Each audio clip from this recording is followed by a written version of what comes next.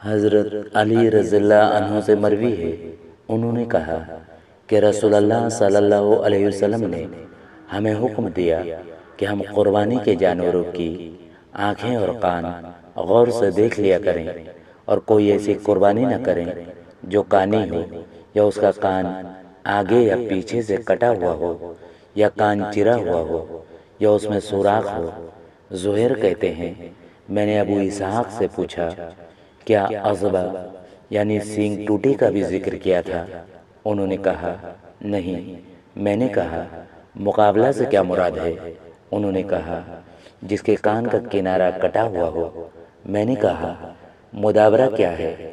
کہا جس کا کان پیچھے کی طرف سے کٹا ہوا ہو۔ میں نے پوچھا کہ شارقہ کسے کہتے ہیں؟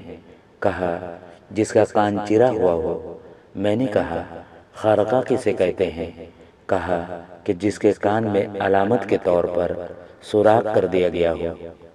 جناب عبید بن فیروز کہتے ہیں، میں نے حضرت براء بن عازب رضی اللہ عنہ سے سوال کیا کہ قربانی میں کون سا جانور جائز نہیں، تو انہوں نے کہا رسول اللہ صلی اللہ علیہ وآلہ وسلم ہم میں خطبہ دینے کے لیے کھڑے ہوئے، اور میری انگلیاں اور پورے آپ کی انگلیوں اور پوروں سے بہت ہیچ ہیں۔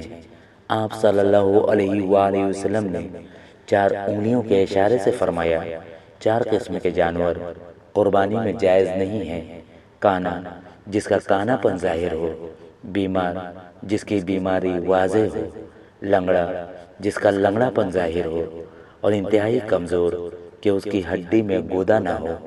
میں یعنی عبید بن فیروز نے کہا مجھے ایسا جانور بھی ناپسند ہے جس کے دانت میں عیب ہو۔ حضرت براء رضی اللہ عنہ نے کہا جو تمہیں ناپسند ہو تو اسے چھوڑ دو، مگر دوسروں کے لیے حرام نہ ٹھہراؤ۔ امام ابو داؤد رحمہ اللہ نے کہا لا تنکی کا معنی ہے جس کی ہڈیوں میں گودا نہ ہو، یعنی بالکل لاغر ہڈیوں کا ڈھانچہ ہو۔